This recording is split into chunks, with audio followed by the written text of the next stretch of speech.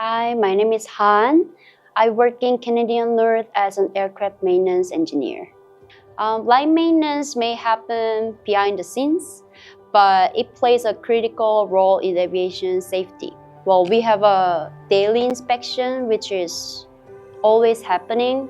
We make sure the aircraft is safe before it carries passengers to their destination. We troubleshoot the problems and then we fix it right away because it has to fly the next day. In South Korea, it's a little bit different than living in Canada because we don't get to see a lot of airplanes and then not much things that you can experience anything related to aviation. For me, International Women's Day reminds me how far women have come, especially in technical fields. Be brave enough to step into rooms where you might be the only woman. It's a day to celebrate progress and also to encourage the next generation.